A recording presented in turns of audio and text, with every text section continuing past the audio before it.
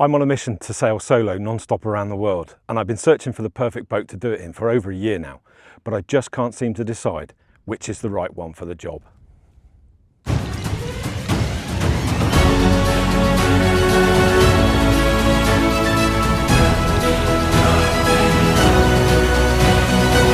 Come in and stand in the center. Don't worry, this won't hurt physically. What's that Body supposed to mean? scanner model 8. Initiate scan. Initiating body scan. Patient 197. It's John, by the way. Stand still 197. Starting body scan.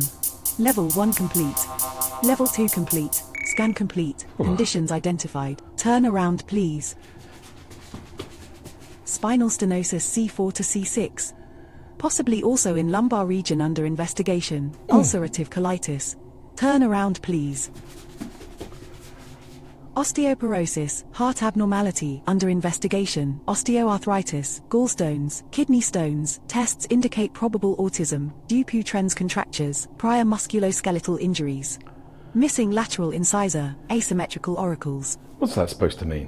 One of your ears is bigger than the other. Really? Does she have to get that personal? Searching, increasing magnification. This is bullshit, mate. Searching. BSM-8 stop search. Stopping search, results compiled. Likelihood of solo circumnavigation, slim to none. You're overweight, unfit and spend too much time thinking instead of doing.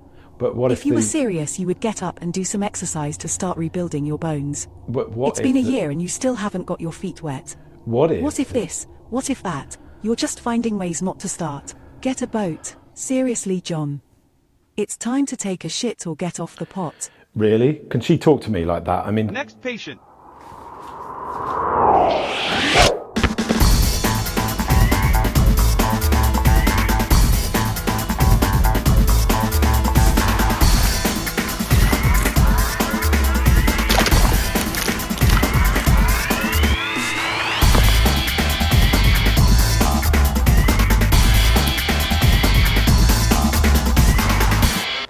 This park is 1 kilometre long and half a kilometre wide. I've done 2,100 kilometres in it, round and round, in the same park. Why? Because here I know where the toilet is. IBD patients like to know where the toilet is, but I need a change of scenery.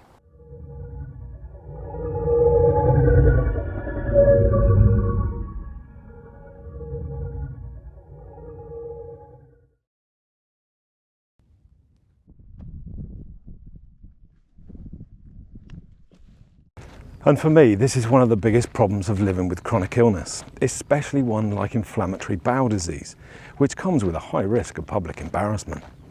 I mean, let's be honest, it's not even nice to say, is it? Out of all of the things I had to share my life with, it had to be something called inflammatory bowel disease. And the problem is, bit by bit, it's made my world smaller by making doing nothing the easier choice, like not leaving the local park to exercise. I used to have to travel a little bit at work, and I remember once I was working in an overseas office for a while, and I was invited out for a pizza with a group of colleagues. I had a colitis flare at the time, but nobody at work knew anything about my condition. I kept it under wraps for decades. Now, it was tricky enough hiding it at work, but I know the layout at work, I know where the different toilets are, and I know how to hide why I was leaving my desk again. But the restaurant, that was an unknown. I'd never been there before. What if I said I wasn't going? I would be the miserable bastard who's too self-important to dine out with his colleagues. That John, he would rather stay in his hotel room than come out with us. What if I said I was going? I'd be risking an embarrassing situation in front of people I have to see the next day and the day after that. Reluctantly, on the spot, I said yes. But when I arrived at the restaurant, my heart sank. It was a small street pizza bar with just a few tables that had been pushed together to accommodate us. It was very brightly lit, and the toilet, just one for everyone, was right next to the bar, just steps away from the table.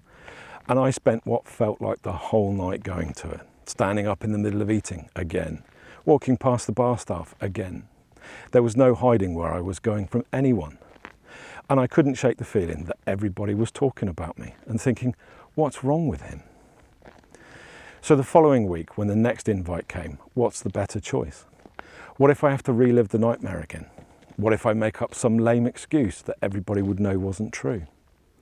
Staying at home is the easier option, but it doesn't stop things from going wrong. it just changes what wrong looks like. And bit by bit, my path was decided. Isolation became the new normal. But after decades, that might all be about to change.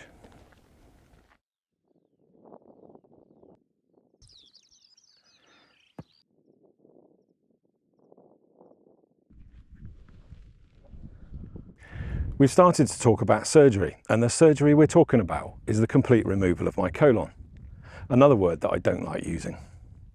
And there's 3 reasons we're looking at going down this path. Firstly, after decades of inflammation, my colon is trashed. So one of my doctors tells me. He didn't use those words, but that's what he meant.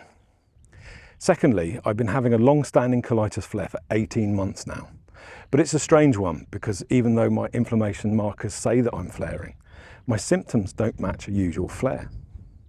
And I don't really understand what long-term effect that could have on my health. Finally, it will remove what my surgeon calls its malignant potential, and I believe that's a polite way of saying I won't get bowel cancer. Because the longer I have this condition, the chances of me developing cancer increase quite dramatically. And I don't know how I feel about this. I've told my surgeon I don't really want to do it. I mean, who would? But on paper it makes sense. Remove the colon, remove the risk. No more flares, no more meds, no more colonoscopies, and hopefully more freedom from doctors. I tried to convince myself that I'm choosing this path, but I sometimes wonder whether it's life choosing it for me.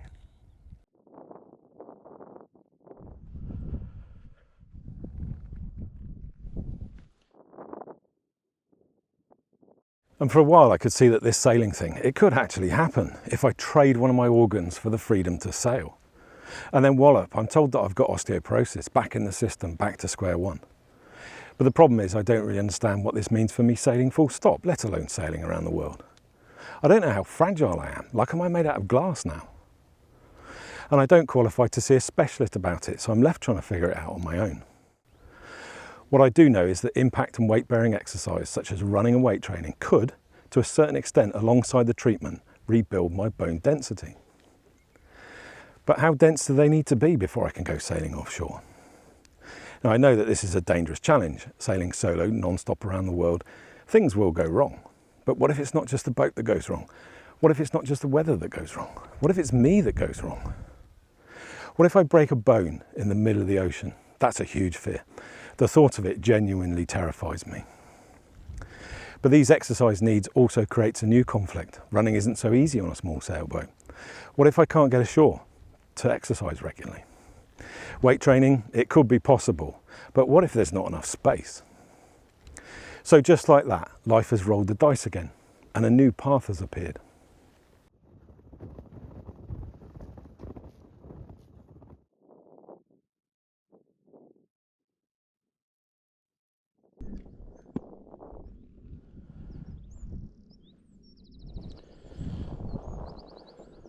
And then there's everything else, the hands, the heart, the gallstones, the kidney stones, all of which at some point may need surgery.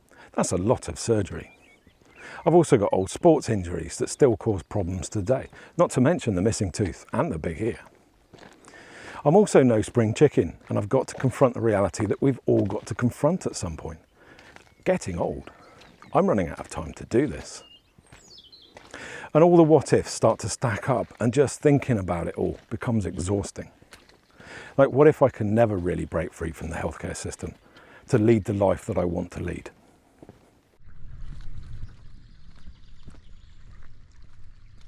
And all the what ifs have become overwhelming for me, and they're pushing me towards the decision I've mastered living with chronic illness. Do nothing. And doing nothing is a decision. It just doesn't feel like it is. Doing nothing's a decision that's made my world smaller. Like not leaving the local park to exercise, not going on the works dinner, not visiting friends, not meeting new people, going on dates, or maybe not buying a sailboat. But my brain is being sly about it, not in an evil way, just doing what it needs to do by prioritising my safety over chasing uncertain goals. And it does this by telling me I'm not doing nothing. I'm still searching for the perfect boat. It focuses almost exclusively on the negative what-ifs, never the positive ones, like, what if I actually pull this off? What if I achieve my life's ambition? Instead, it twists the negative what-ifs into endless doubts about the right boat, so I never actually commit to getting one. It tells me I'm being sensible, reducing risk, preparing properly, Just get past this next test, this next appointment, then the time will be right. But I'm starting to see the truth. This isn't so much a case of can I really do this? It's becoming a case of am I choosing not to? Bit by bit, the what ifs are trying to make my world smaller again, like all the missed opportunities that chronic illness has handed me in the past.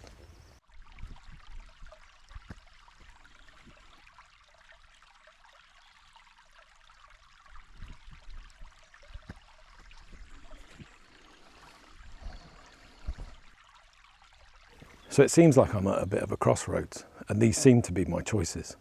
Do nothing, don't get the bowel surgery, take a chance on cancer, deal with everything as it comes up.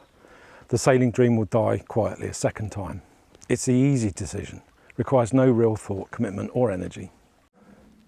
Or I could exercise as hard as I can, rebuild these bones, get the surgery, dodge the cancer diagnosis and make a conscious decision to give up on the sailing dream. It's the safe and sensible decision, the one that my brain is comfortable with. But the problem with these options is the danger of never really finding out what might have worked. Like, what if it would have worked, but I never tried? And then there is this way. Do whatever I can to break free from the healthcare system and go sailing anyway. What ifs be damned. The high risk, hard decision, fraught with unresolvable what ifs, but offering the biggest reward or the biggest failure.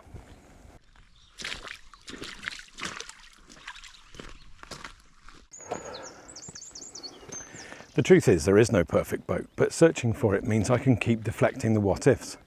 My brain has even gone to the extent of creating the sea mammal sail scale to justify the lack of progress. But here's what I really need to decide. Is the risk of starting something I care about worth more than the cost of it never existing? So maybe for now it comes down to this. Instead of find the perfect boat, make it reconnect with sailing and see if it's something I actually still want to do. After all, the solo circumnavigation is problem 4056. We're still at problem number 5.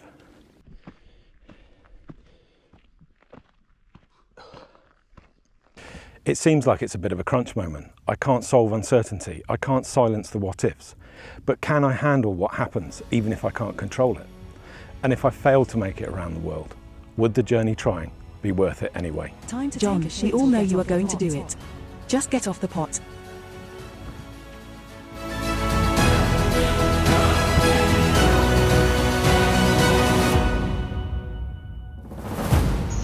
Searching, increasing magnification.